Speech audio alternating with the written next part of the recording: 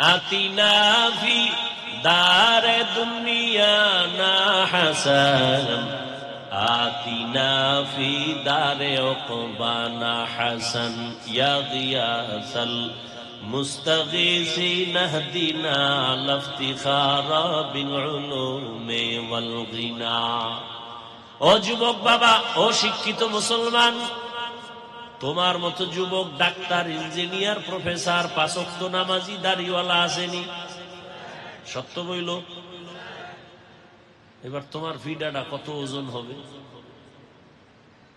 তোমার মতো যুবক স্কুলে পড়ে, কলেজে পড়ে, ডাক্তারি পড়ে, ইঞ্জিনিয়ারিং পড়ে, 5 বেলার নামাজ পড়ে, দাড়ি রাখে, আছে না নাই? তুমি কেন পারো না রে বাবা? তোমার মতো যুবক মাদক দিয়ে ফ্যাক্টরির মধ্যে শ্রমিকের কাজ করে, আজান হলে নামাজে দাঁড়ায় যায়, আসেনি? যদিও সংখ্যায় কম, আছে তো। তাহলে তুমি কেন ভয় পাইতেছো যে হুজুর না হইলে বুঝি জান্নাত পাওয়া যাবে না? আবার তুমি চিন্তা করো, হুজুর হওয়া তো সম্ভব না। তোমারে কে কইছে তুমি হুজুর হও? তোমারে কেউ বলে নাই হুজুর হও, মাওলানা হও। মাওলানা হইলেই যে জান্নাত পাবে গ্যারান্টি আছে? হুজুর হইলেই যে জান্নাত পাবে গ্যারান্টি আছে? মুফতি হইলে, বক্তা হইলে, পীর হইলে জান্নাত পাওয়ার গ্যারান্টি আছে? না। এজন্য হুজুর হওয়া কামিয়াবির লক্ষণ না। বান্দা নবীর আদর্শ মতো ব্যবসা করে, এটাই তোমার সফলতা। নবীর আদর্শ মানিয়া চাকরি করো, সফলতা। নবীর আদর্শ মেনে তুমি লেখাপড়া করো, সফলতা। ওস্তাদের দোয়া নাও, মা বাবার দোয়া নাও, লেখাপড়ার টাইমে লেখাপড়া করো। তোমার ক্লাসে মেয়ে থাকতে পারে, খবরদার একটা অনর্থক কথা বলবা না। যতটুকু পারো নজরটাকে হেফাজত করো। মোবাইলে কোনো কথা বলবা না, জবানকে হেফাজত করো। এক সময় তুমি ডাক্তার হইয়া মানুষের সেবা করবা, আবার আজান হয়ে গেছে, নামাজে দাঁড়ায় যাবা। তোমার এই ডাক্তারির পুরা জিন্দেগির সময়টা জান্নাতে যাওয়ার কারণ হয়ে যাবে। আমি নবীর থেকে একটা ঘোষণা দিই, শোন। ক্বালান নবী সাল্লাল্লাহু আলাইহি ওয়া আলিহি ওয়া সাল্লাম, আত-তাজিরু সুদুকুল আমিন মা'আন নাবিয়্যিন ওয়াস সিদ্দীকিন ওয়াস শুহাদা।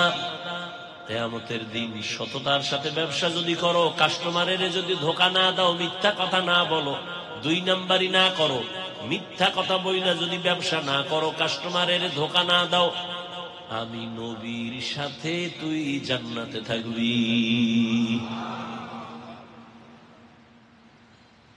আহা, তোমরা এখন মোবাইল চালাও, সবার হাতে মোবাইল। গুগলে ঢুইকা মাঝে মাঝে এগুলো দেখ, সব তথ্য আছে গুগলে। তুমি আকাম দেখো কেন? কাজের দিক দেখলেও তো তোমার হায়াতে শেষ করতে পারবা না। ভালো ভালো তথ্য আছে, লেখবা কাগজে। তুমি একটা ভালো যুবক হও, একটা গবেষক হও, ভালো একটা লেকচারার হও, তথ্য বহুল আলোচনা করো। এই বেটা, তোদের এক মনে চায় ভিডিওতে এই যে সার্জিস নামের যুবক ছেলেটা আছে না, তোর এই পুরা মাদকদির 14 গোষ্ঠী এক পালায় ওজন দিলে সার্জিসের সমান হবে। ওরে আল্লাহ স্বর্ণ দিয়ে বানাইছে। ও কি ইন্ডিয়ার থেকে আসছে, আসমান থেকে আসছে? তো ও তো তোর মতো যুবক, তোর মতো পচা পায়খানা খায় নাই। প্রত্যেকটা মানুষ উপরে উঠার জন্য তার চরিত্র মূল সম্পদ, আর ধ্বংস হওয়ার জন্য চরিত্র ধ্বংস, এটাই মূল কারণ। চোখের সামনে দেখতেছো কি পরিমাণ মেধা, কি পরিমাণ মেধা, এটা তো তোমার মধ্যেও আছে। তুমি সারা রাত মোবাইল নিয়ে আকাম করবা, মেধা থাকবে কেমনে? মা বাবার সাথে বেয়াদবি, শিক্ষকের সাথে বেয়াদবি, আলেমদের সাথে বেয়াদবি, তো দুনিয়াতে মরার আগেই জুতা খাইয়া মরা লাগবে। তোমার কপাল এরকম। والنجم والشجر يسجدان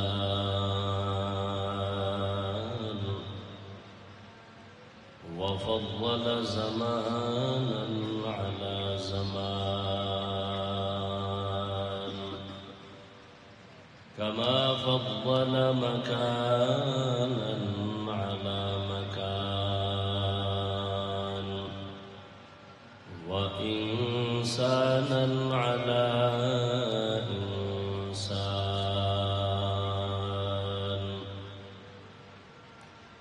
ونشهد أن لا إله إلا الله وحده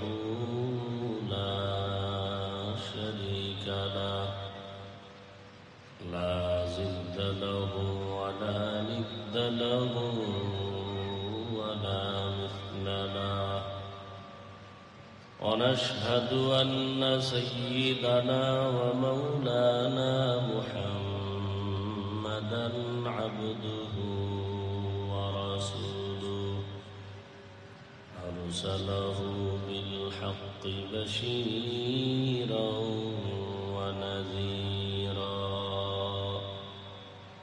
وداعيا إلى الله بإذنه وسراجا منيرا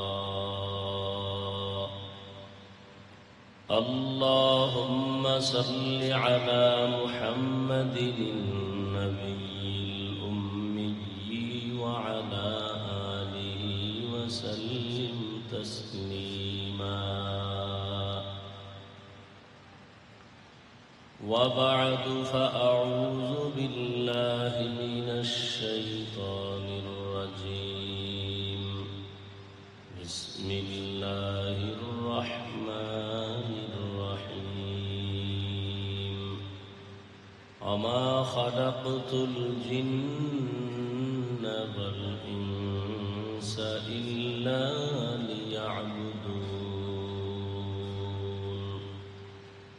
وقال النبي صلى الله عليه وآله وسلم لا طاعة لمخلوق في معصية الخالق أو كما قال النبي عليه الصلاة والسلام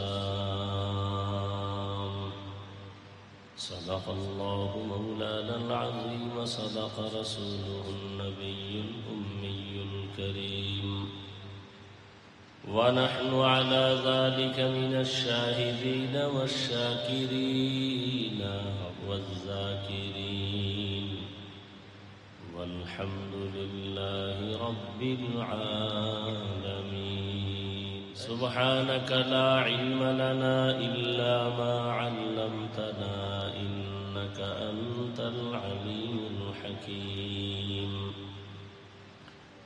رب اشرح لي صدري ويسر لي أمري واحلل عقدة من لساني يفقه قولي درفشانی نے تیرے قدروں کو دریا کر دیا دل کو روشن کر دیا آنکھوں کو بینا کر دیا حقیقت کھل جائے گی بوقت انتہا تیرے کہ سستی میں یا محنت میں گزاری زندگی تو نے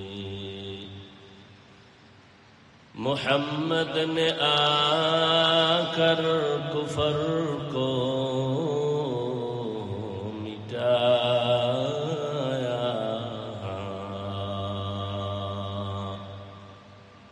کفر کو مٹا کر صداقت بتایا لا الہ الا اللہ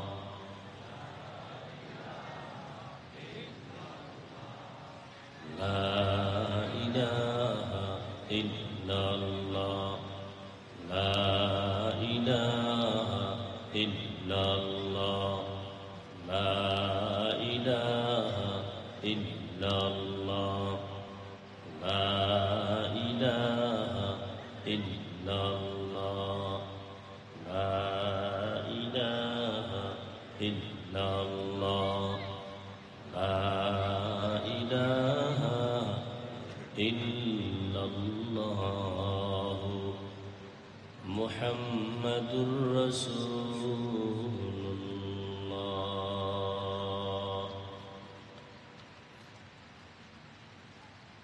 বুলেট মাইক সার্ভিসের উদ্যোগে আয়োজিত আজকের এই ওয়াজ মাহফিল 13 নভেম্বর 2024 মহতি এ মাহফিলে উপস্থিত মোহতারাম সম্মানিত সভাপতি, ভাই সাউন্ডটা ক্লিয়ার করতে পারো না?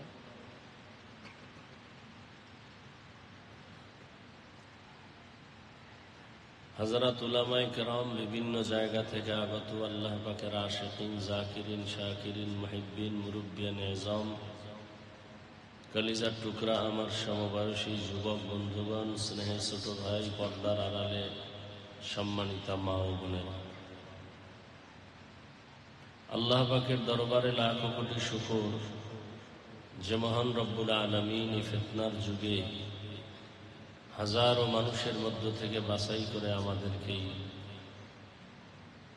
বরকতি মজলিসে আসা বসার তৌফিক দান করেছেন। নেয়ামতের শুকর আদায়ার্থে ইমানের আওয়াজকে উঁচু করে মহব্বতে সকলেই পড়ি আলহামদুলিল্লাহ। দরুদ ও সালাম সৈয়দুল মুরসালিন, রহমাতুল লিল আলামিন, শফিউল মুজনিবিন, খাতামুন নবিয়্যিন, সৈয়দুস সাখালাইন, ইমামুল মুরসালিন হযরত মুহাম্মদুর রাসূলুল্লাহ সাল্লাল্লাহু আলাইহি ওয়া আলিহি ওয়াসাল্লামের উপর সর্বোপরি শুকর যাদের অক্লান্ত পরিশ্রমের মাধ্যমে আজ সুন্দর আয়োজন, সময়, পরামর্শ, অর্থ দিয়ে দোয়া করে উপস্থিত হয়ে মাইক, লাইট, প্যান্ডেলের ব্যবস্থাপনার মাধ্যমে সহযোগিতা যারা করেছেন, প্রত্যেককে আল্লাহ পাক খেদমতের বরকতে দুনিয়াতে শান্তি, পরকালে চিরমুক্তির ব্যবস্থা করে দিন। মাগরিবের নামাজের পরে আলোচনার মজলিস, আপনারা কর্মব্যস্ত মানুষ, এর মধ্যেও যে আপনারা আসছেন, আল্লাহর হাজারো কোটি শুকর। এই দুনিয়ার কাজের ফাঁকে ফাঁকে নেক আমলও করে নিতে হবে। দুনিয়ার কাজ বন্ধ করে আল্লাহকে ডাকা, এটাও আল্লাহ চান না। বরং আল্লাহ চান যে দুনিয়ার কাজটা আখেরাতের ফাঁকে ফাঁকে করবে, দুনিয়ার কাজটাও যেন আখেরাত হিসেবেই কবুল হয়। সেটা কেমন করে? দুনিয়ার দোকানদারি, ব্যবসা করা এটা দুনিয়ার কাজ, চাকরি করা দুনিয়ার কাজ, এটাও আখেরাতের জন্য করা যায় যদি নিয়ত ঠিক থাকে। যে আয়াত আমি তেলাওয়াত করেছি, আল্লাহ পাক বলেন, ওমা খালাকতুল জিন্না ওয়াল ইনসা ইল্লা লিয়াবুদুন, মানুষ আর জিন আমি আল্লাহ সৃষ্টি করি নাই, হ্যাঁ করেছি একমাত্র আমার ইবাদতের জন্য। কার ইবাদত? আল্লাহর ইবাদত। ইবাদত কি? নবীজি হাদিসে বলছেন, লা তাআতা লি মাখলুকিন ফি মাসিয়াতিল খালিক, আল্লাহকে অসন্তুষ্ট করে পৃথিবীর ভিন্ন কারো আদেশ নিষেধ গ্রহণ করা হারাম। আল্লাহকে বেজার করে মা বাবার কথা মানা হারাম, পীরের কথা মানা হারাম, নেতার কথা মানা হারাম। আল্লাহকে বেজার করে দুনিয়ার কাউকে মানা যাবে না। এক কথায় বলা যায়, দুনিয়ার সবাইকে বেজার করা যাবে, কিন্তু আল্লাহকে বেজার করা যাবে না। দুনিয়ার সবাইকে বেজার করা গেল, কাকে বেজার করা যাবে না? আল্লাহকে। কারণ আমরা যে চলতেছি, নামাজ পড়ি, পর্দা করি, হালাল খাই, মূল টার্গেট আমরা আল্লাহকে খুশি রেখা চলার জন্য চেষ্টা করি এবং নবীর আদর্শ মেনে চলার চেষ্টা করি।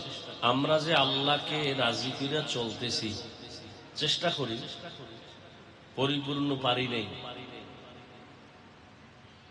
আচ্ছা বলেন তো, আমরা যে আল্লাহ এবং রসুলের মোহব্বত নিয়ে চলতে গিয়া টুপি পরছি, দাড়ি রাখছি, নামাজ পড়ি, হালাল খাই, পর্দা করি, কারো হক নষ্ট করার চেষ্টা করি না, জুলুম করার চেষ্টা করি না। আর আপনারা যারা আল্লাহ এবং রসুলের লাইন বাদ দিয়া চলতেছেন দুনিয়া পাওয়ার জন্য। আজান শুনতেছেন, নামাজ পড়েন না, পর্দা করেন না, হালাল খাইতে সুযোগ আছে খান না, চাইলে পারেন দাড়ি রাখতে, রাখেন না। বলেন তো, তা আমরা যারা আল্লাহকে এবং নবীকে খুশি করিয়া চলতেছি, শুধু আমি না, আমাদের লাইনে ব্যবসায়ী নাই, বলেন চাকরিজীবী নাই, RAB, army, police, BDR, professor, engineer, doctor, অভাব নেই।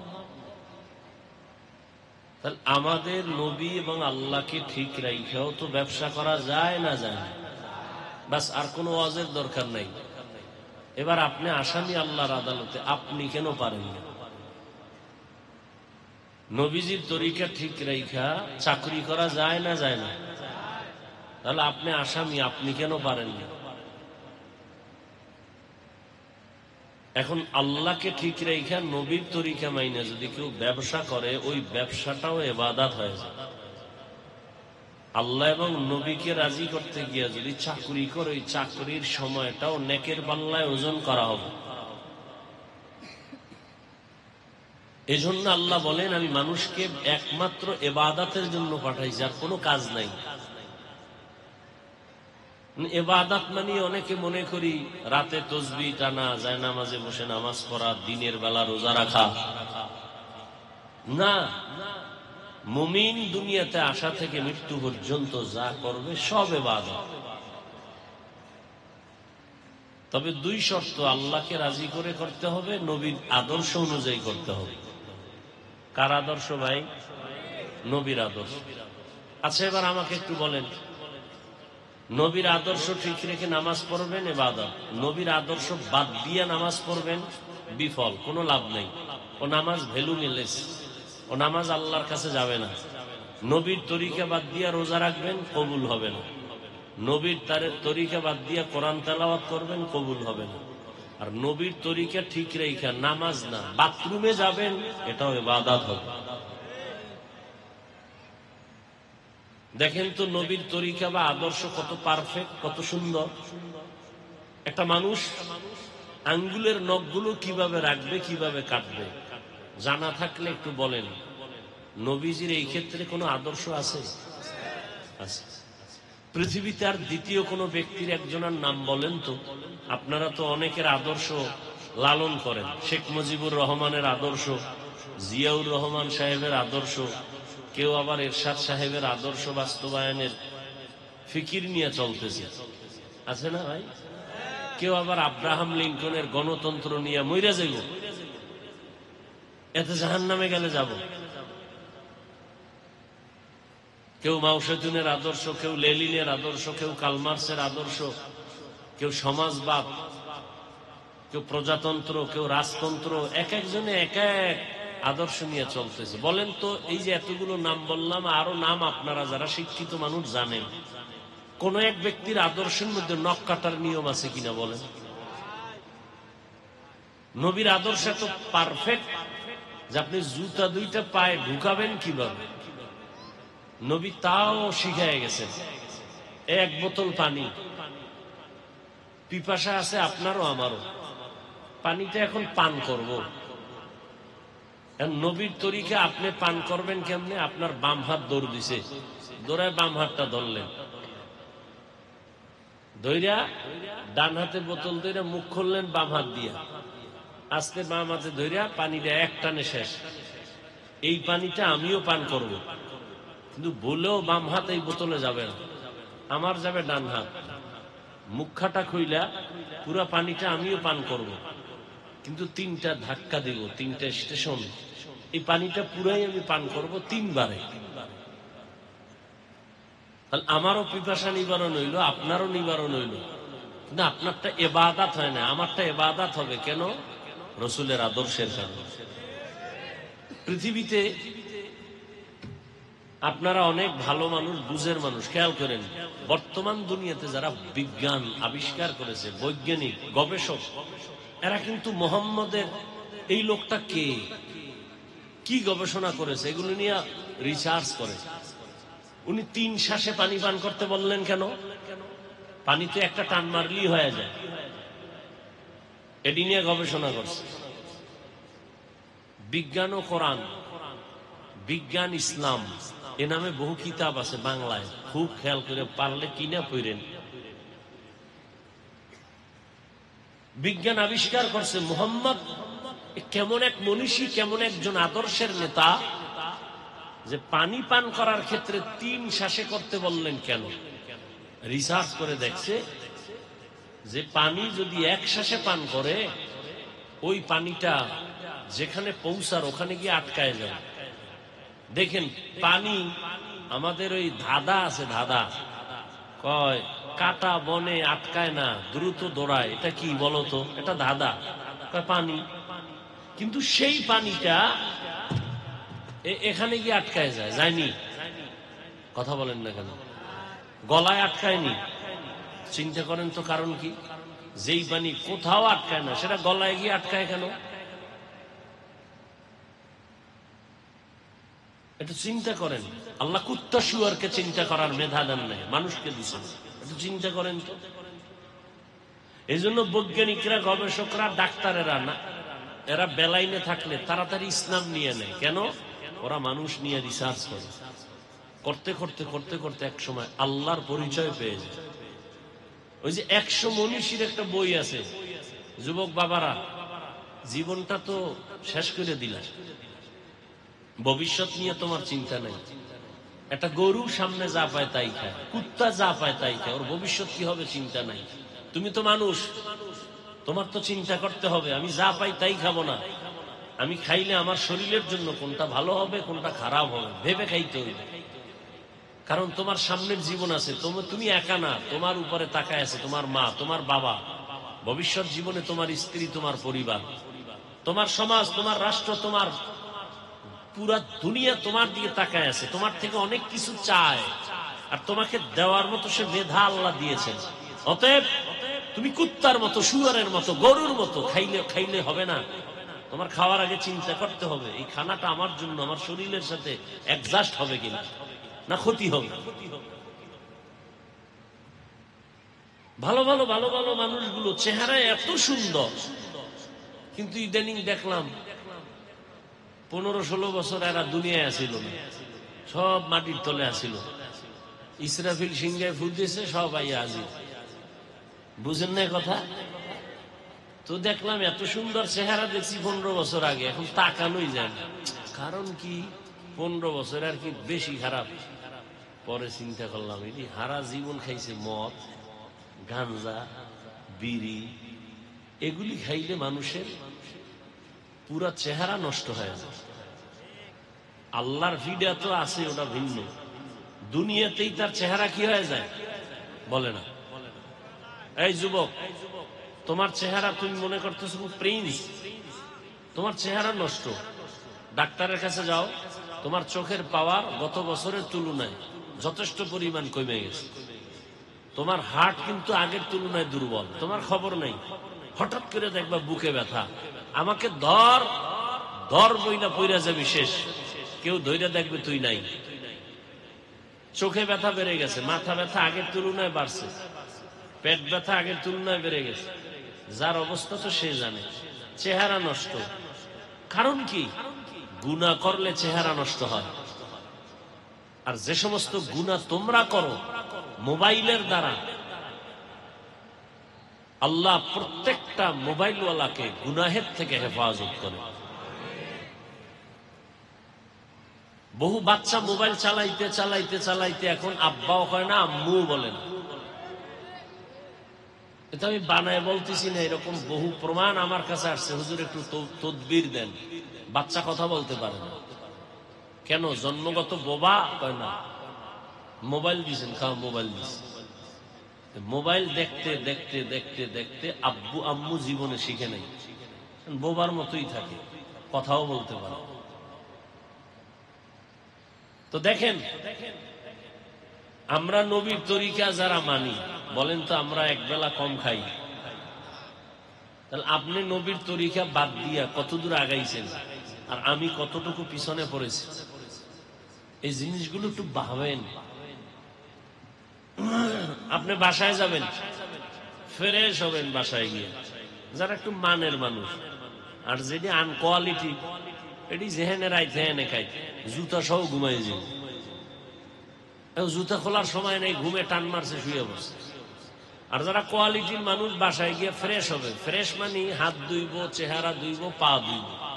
ঠিক আমিও আজকে বয়ান শেষ করে বাসায় যাই, আমিও ফ্রেশ হব, আমিও হাত ধুবো, চেহারা ধুবো, পাও ধুবো। আমারটা এবাদত হবে, তোমারটা এবাদত হবে না। কেন? আমি হাত পা চেহারা ধুইতে গিয়ে উজু করে ফেলব। দেখো একই কাজ, তোমারটা উজু হয় না, আমারটা উজু হয়ে গেছে,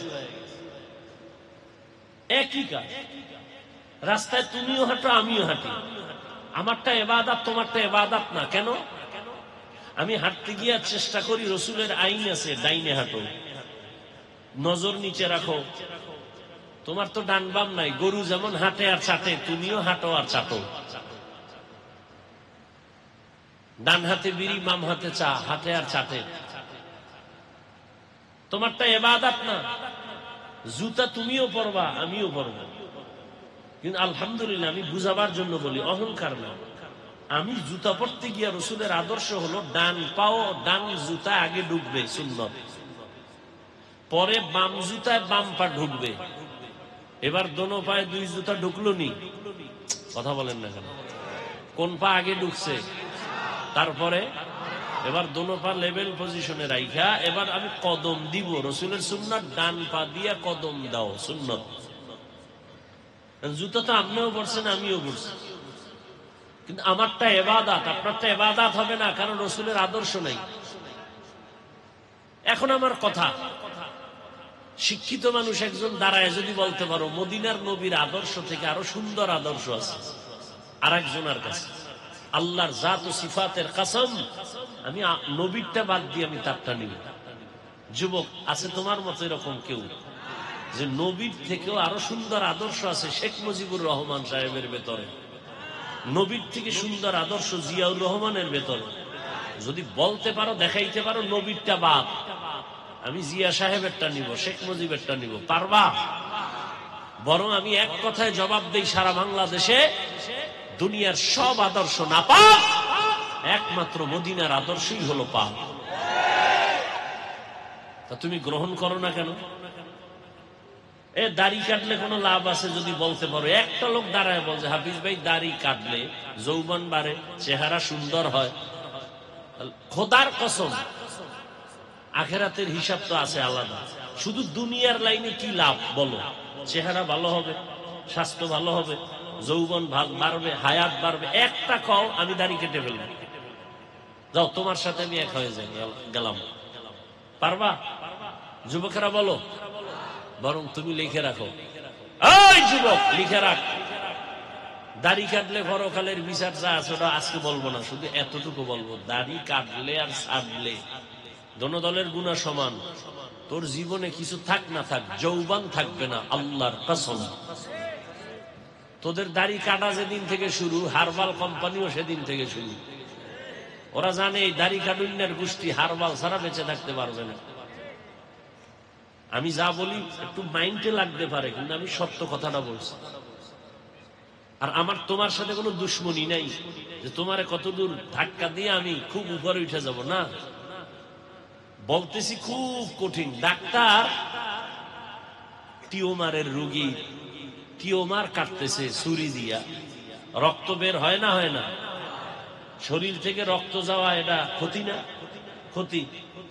রোগী যদি মনে করে এ ডাক্তার আমার দুশ্মন, আমার শরীরে রক্ত নষ্ট করতেছে, আমারে ছুরি দিয়া কাটতেছে, আসলে কি দুশ্মন? বরং ডাক্তার তোমার স্থায়ী সমাধান চায়, শান্তি চায়, সুস্থতা চায়। তো কথা যদি একটু কর্কশ বলি বা মনে আঘাত লাগতে পারে, তো উদ্দেশ্য ক্ষণস্থায়ী না, চিরস্থায়ী জীবনে জান্নাতে শান্তিতে থাকতে চাই, আল্লাহর মোহাব্বত নিয়ে রসুলের সাথে জান্নাতে থাকতে চাই, অন্য কিছু না। আমি এখানে এতক্ষণ যা বলতেছি একবারও কিন্তু বলি না এই স্কুলে যারা পড়ো হারাম, বলছি। কলেজে যারা পড়ো তোরা জাহান্নামী, বলছি। সবাই স্কুল কলেজে তালা লাগায় হুজুরায় যা তসবিহ পাগড়ি লাগা বলছি? বলিনি। বরং সারা দেশে আমি আরো সাহস দেই, স্কুলে পড়ো, কলেজে পড়ো, চাকরি করো, ব্যবসা করো, কোনো বাধা নাই। আমি কিন্তু শুরুতেই বলছিলাম, দুনিয়া বাদ দিয়া শুধু আখেরাত আখেরাত বললে এটা আল্লাহ চান না। বরং আল্লাহ চান তুই বিয়া করবি, সন্তান নিবি, ব্যবসার প্রয়োজনে ব্যবসা করবি, প্রয়োজনে চাকরি করবি। বান্দা তুমি প্রয়োজনে লেখাপড়া করে ডাক্তারি পড়বা, বাধা নাই। প্রয়োজনে ইঞ্জিনিয়ারিং পড়ো, বাধা নাই। প্রয়োজনে তুমি একজন প্রফেসর হও, বাধা নাই। তোমার দুনিয়ার সব ঠিক রেখা সন্তানের খানা দাও, স্ত্রীর খানা দাও, মা বাবার জন্য চাকরি করে খানা দাও। নামাজের সময় নামাজ পড়ো, জবানকে হেফাজত করো, নজরকে হেফাজত করো।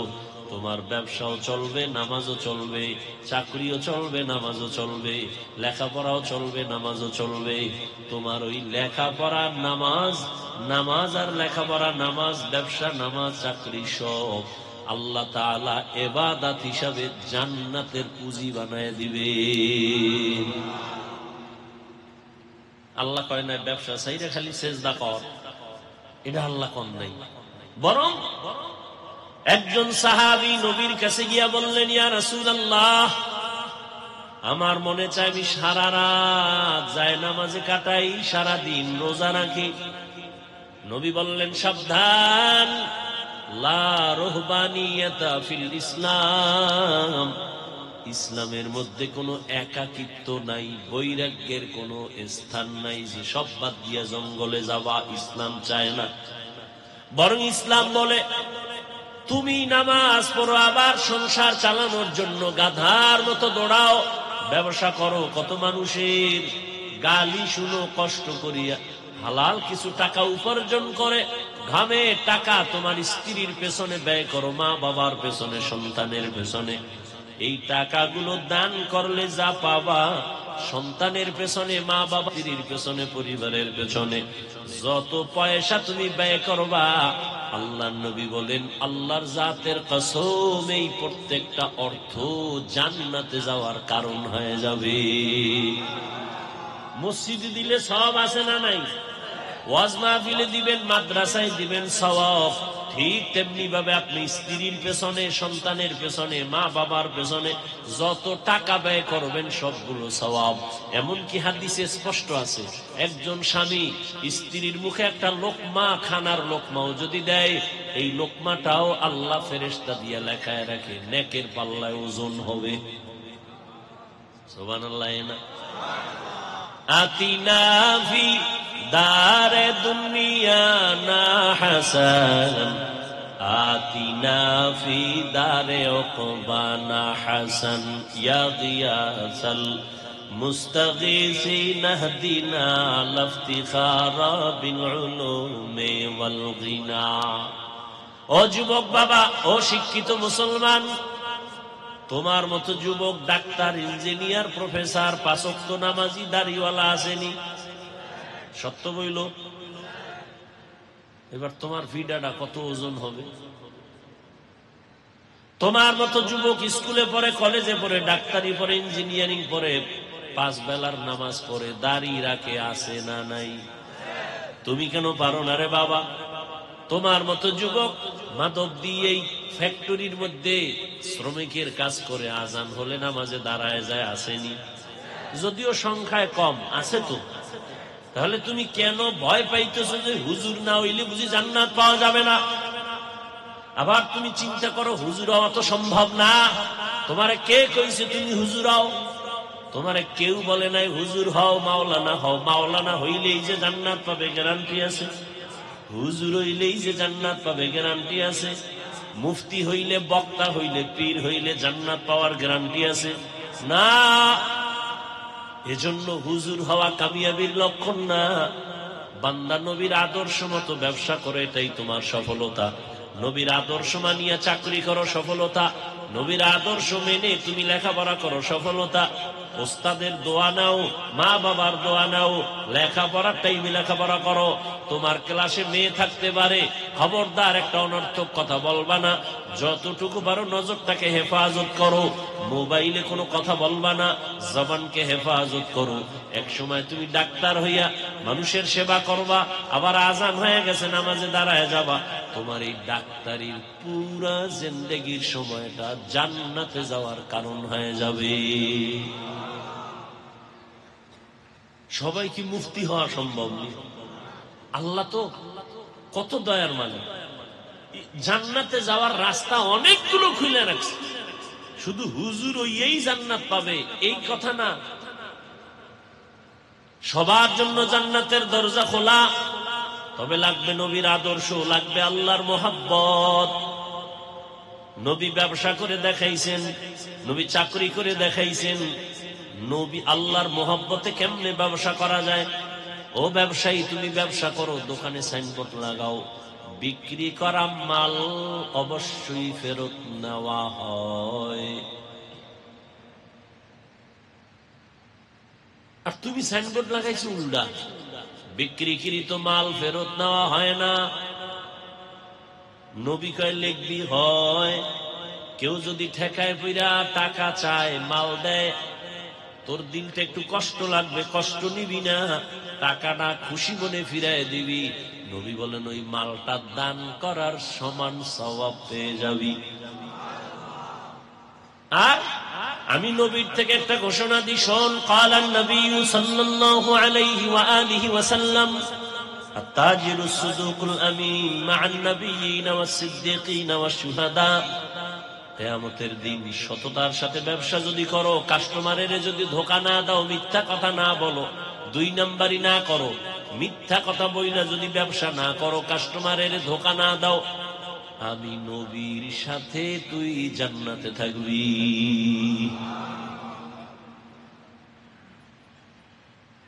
তাহলে বিক্রি করা মাল ফেরত নেওয়া হয়, এইরকম লেখা সাইনবোর্ডওয়ালা ব্যবসায়ী নাই আমার জানা মতে আছে। তাহলে ব্যবসা কইরাও জান্নাতে যাওয়ার রাস্তা আছে না নাই? চাকরি কইরাও জান্নাতে যাওয়ার সুযোগ আছে না নাই? কিন্তু কপাল খারাপ, তুমি গ্রহণ করলা না। চাইলেই তুমি তো পারতা। আমার ফ্যাক্টরির মধ্যে মেশিন চালু হয়ে গেছে, আজান হয়ে গেছে, এখন নামাজের বিরতি। যদি এমন হয় যে মেশিন এখন বন্ধ করলে আমার ফ্যাক্টরির ক্ষতি হতে পারে, তাহলে তুমি শিফট ভাগ করে দাও। নামাজের সময় একদল কাজ করবে, আর একদল নামাজে যাবে, ওরা আইসা আবার কাজ করবে, বাকি আর একদল নামাজ পড়বে। তাহলে এই পুরা ব্যবসাটা তোমার হালাল, এই ব্যবসায়ী তোমাকে জান্নাতের পথে নিয়ে যাবে। কিন্তু কপাল পরা সুযোগ আছে নামাজের, কিন্তু বলে না খবরদার কিসের নামাজ, আমার মেশিন বন্ধ করা যাবে না, তোর নামাজ তুই পরে পড়। আছে না নাই? এইরকম ফ্যাক্টরিওয়ালারা টাকা টাকা টাকা, চারদিকে টাকা, 2 হাতে টাকা টাকা টাকা, হঠাৎ করে দেখে পুরা ফ্যাক্টরিতে আগুন। জীবনে যা কামাইছে 1 সেকেন্ডে শেষ। কি আল্লাহ পারে না? আল্লাহর ভয় নাই, মরার চিন্তা নাই। কি বুঝলেন? আমি এতক্ষণ যে আপনাদের বুঝাইলাম, কি জান্নাতে যাওয়া কঠিন না সহজ? খুবই সহজ। আপনি কিছু পান করবেন, খাবেন, ডান হাতে খাইয়েন। আপনি যদি সুযোগ থাকে বৈশা খাবেন, দাঁড়ায় না।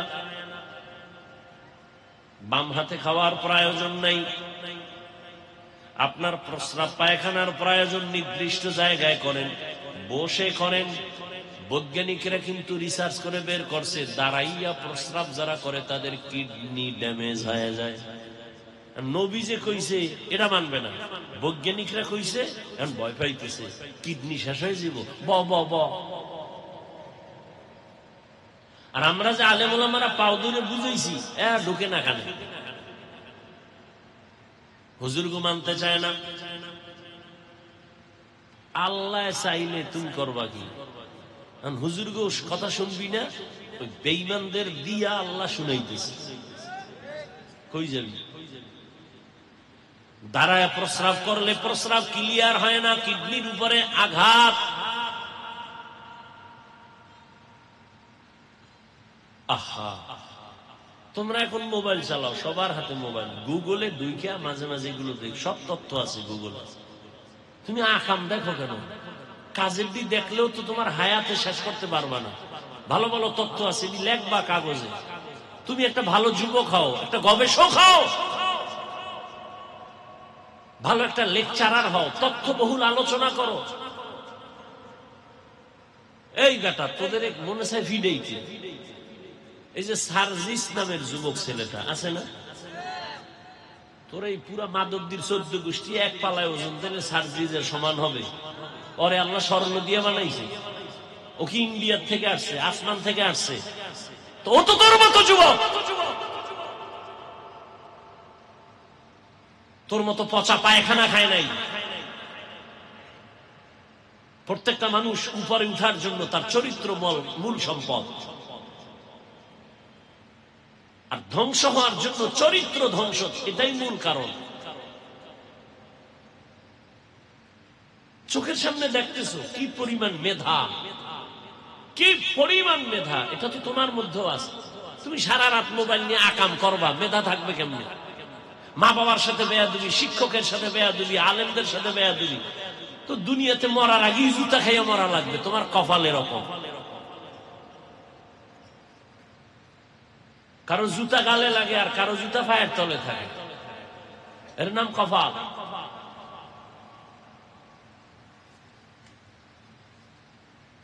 তোমার ভেতর সে মেডিসিন আছে, তুমি নষ্ট করো কেন? একটা যুবকের এই পরিমাণ মেধা শুধু বাংলাদেশ না, পুরা দুনিয়া থেকে কন্ট্রোল করতে পারে এক যুবক, এক মেধা দিয়ে। সে মেধা আল্লাহ দিয়েছেন,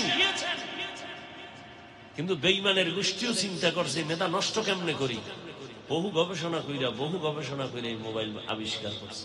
এটা ঢুকাই দে, হুজুরের মেধাও শেষ, আলেমেরটাও শেষ, পিসাবেরটা শেষ, মুরিদেরটা শেষ, মা বাবারটাও শেষ, সন্তানেরটা শেষ, শিক্ষকেরটা শেষ, ছাত্র ছাত্রীরটাও শেষ।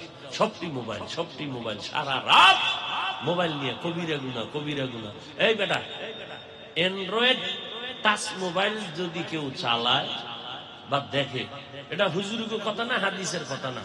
তোমার কাছে প্রশ্ন, তুমি এই জবাব গুগল থেকে বের করবা। টাচ মোবাইল দেখলে শরীরের অঙ্গের কি কি ক্ষতি হয় আজকে গুগলে বের করবা। ওখানে কোনো হুজুর নাই, সব তোমগো গার্ডিয়ান, টাই প্যান্ট শার্টওয়ালারা ওখানে গবেষণা করে সব দিয়ে রাখছে টাচ মোবাইলে কি কি ক্ষতি হয়। অথচ তুমি জানো, অনেকে জানে, এরপরও করে, সারাদিন তাকায় থাকে। চোখের ক্ষতি, হার্টের ক্ষতি, ব্রেনের ক্ষতি সব জানে। মোবাইল ব্রাস্ট হয়ে গেছে, পাশে তুই ঘুমাইছে, ব্রাস্ট হয়ে গেছে, মানুষও মারা গেছে, যায় নাই? কিছু যুবক রাস্তায় ল্যাংটা ঘুরে মোবাইলের গেমস খেলতে খেলতে পাগল হয়ে গেছে। আমি বানায় বলতেছি। কালকের ঘটনা দেখছো, ফেসবুকের গোলামেরা প্রিন্সের মতো ছেলেটা 20 বছর নাকি বয়স, বগুড়া, মায়ের জবাই করছে, দেখছো? কেন মায়েরে মারছে? জান্নাতে যাওয়ার জন্য।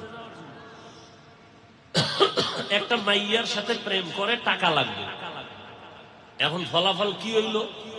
ওই মাইয়াও পাইল না, ওর মায়েরও পাইল না, ওর জীবনটা যাবে জেলে, শেষ পর্যায়ে হবে ফাঁসি। এটাই তো, তুমিও তো ওই পথে চলতেছ। একজনকে পাইতে গিয়ে আর একজনকে জবাই করো, পরিণাম ফল দোনোটা জেলখানায়, এক পর্যায়ে ফাঁসি।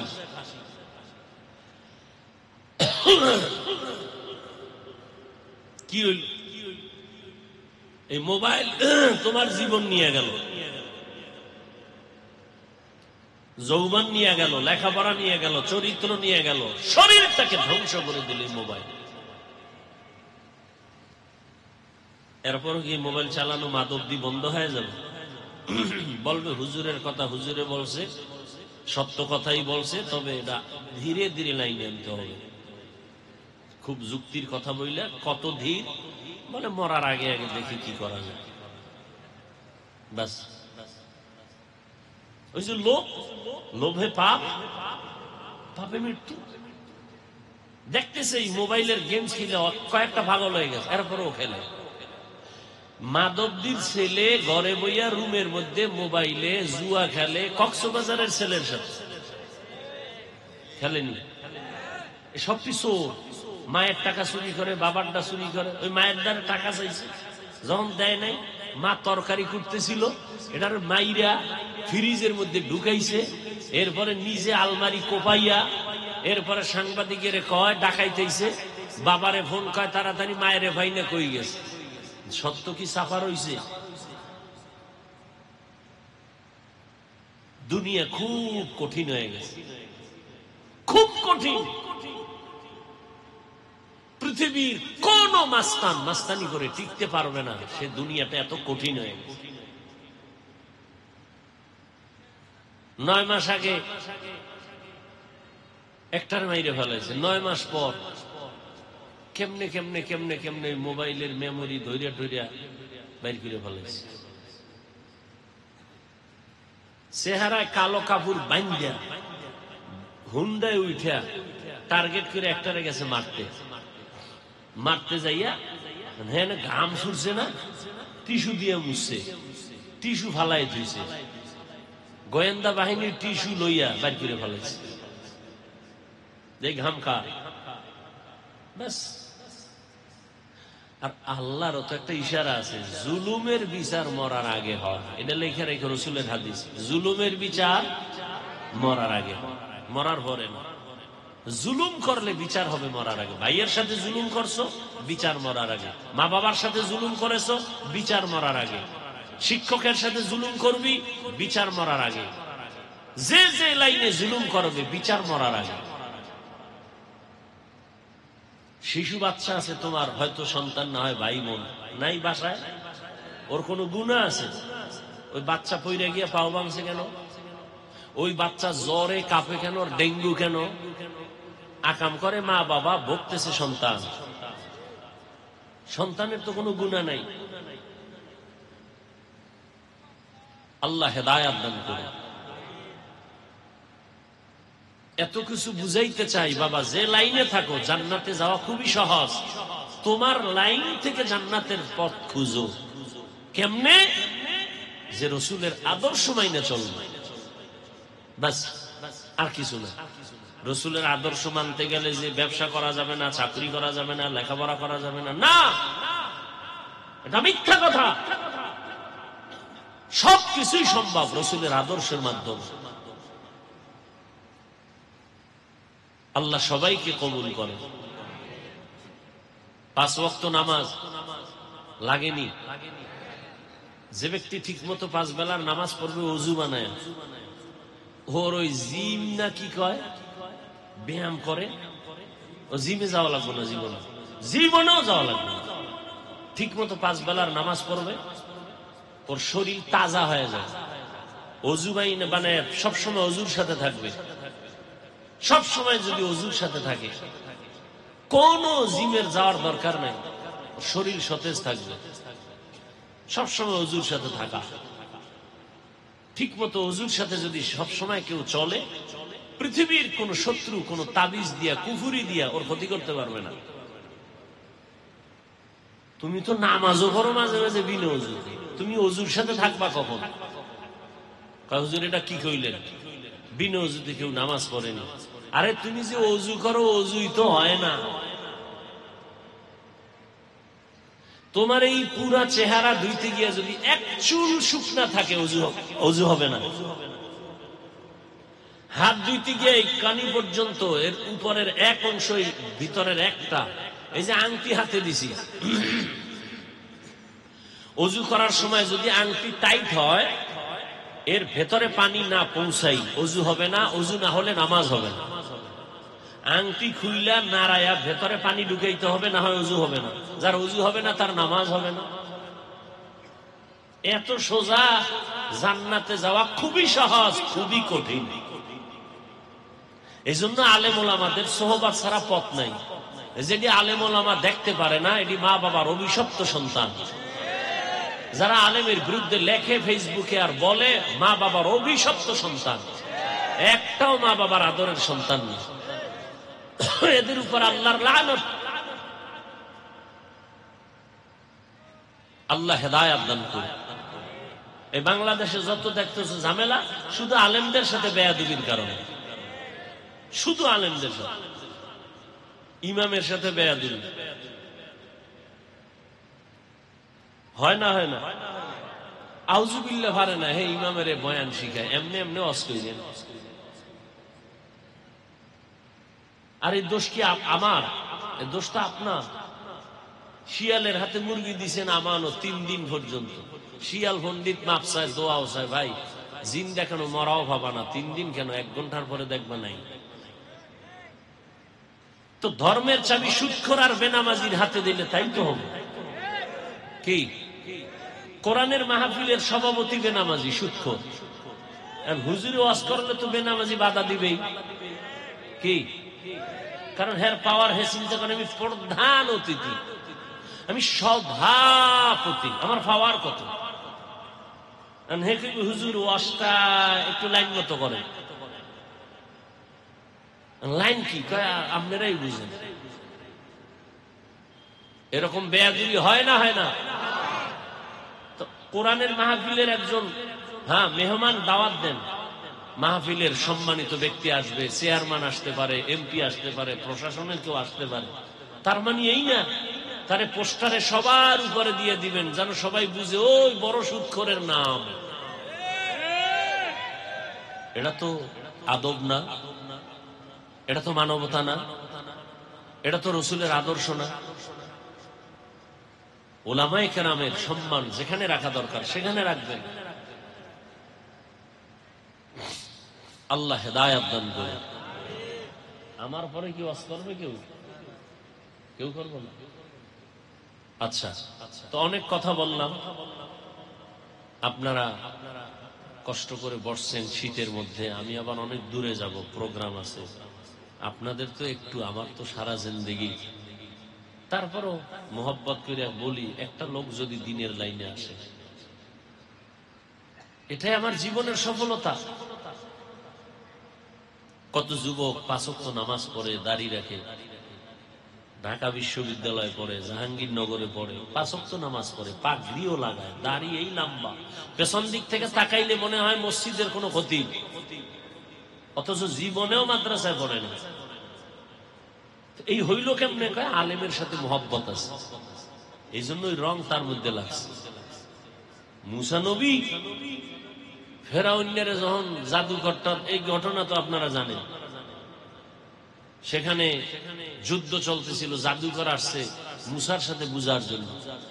শেষ পর্যন্ত তো ফেরাউন তারা দিছে, মুসা নবী দলবল সহ দৌড়, ফেরাউনও পেছনে দৌড়ায়। লোহিত সাগরে মুসা নবীর লাঠি দিয়া বাড়ি দিলেন, 12টা রাস্তা হয়ে গেছে, সব পার হয়ে গেল। ফেরাউন রাস্তা দিয়ে দৌড় দিয়া মাঝখানে যায় পানির মধ্যে, নাই একটা লোক মরে নাই। মুসা নবী দেহে কোনটা মরে নাই, যেটা জাদুকরের পাশে খালি ঘুরতো আর আমারে খালি হিংস দিত দূরের থেকে, কষ্ট পাইছি। মুসা কয়, ও আল্লাহ, কল্লা কি? ফেরাউনের চেয়েও তো এটা খারাপ, এটা আমার যেই কষ্ট দিছে তুমি এটারে বাঁচায় রাখলা। আল্লাহ কয়, ও মুসা, কেমনে মারি? ওর দিকে তাকাইছো নি? ওর মাথার মধ্যে যেই নিদর্শন, তোমার মাথার নিদর্শন লাগানো, ওর পোশাকটা তোমার পোশাকের মতো, ওর চলাফেরাটা তোমার মতো, তোমার রং যার গায়ে আছে তারে আমি মারি কেমনে? তোমার রং যে তোমার যার গায়ে লাগাইছে তাকে আমি কেমনে মারি? এজন্য আলেমকে আল্লাহ পাক যেই সম্মান দিবেন, আলেমের রঙে যারা রঙিন হবে আল্লাহ তাকে সেই সম্পূর্ণ সম্মান দিবেন। আপনি আলেম হন নাই, ভয়ের কিছু নাই।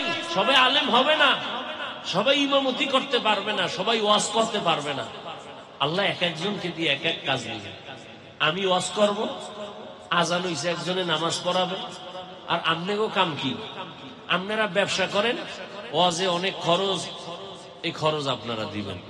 তাহলে আমি বয়ান কইরা দিনের সহযোগিতা করলাম, আপনি কোরআনের মাহফিলে টাকা দিয়া সহযোগিতা করলেন, আমি যেই পুরস্কার পাবো আপনিও সে পুরস্কার পাবেন। আল্লাহ কত দয়া করছেন। আল্লাহ সবাইকে কবুল করেন। সুবহানাল্লাহি ওয়া বিহামদিহি সুবহানাকাল্লাহুম্মা ওয়া বিহামদিকা আশহাদু আল লা ইলাহা ইল্লা আনতা আস্তাগফিরুকা ওয়া আতুবু ইলাইক। নামাজটা পড়ে যাই নেশা, কি লাগবে? নামাজ লাগবে না? আহা, মাঝে মাঝে ছেড়ে দেওয়ার তো অনুমতি আছে, আছে নাই? বলার পরে যদি নামাজটা না পড়েন কত শাস্তি হবে আপনার, কঠিন। আল্লাহ সবাইকে মাফ করেন।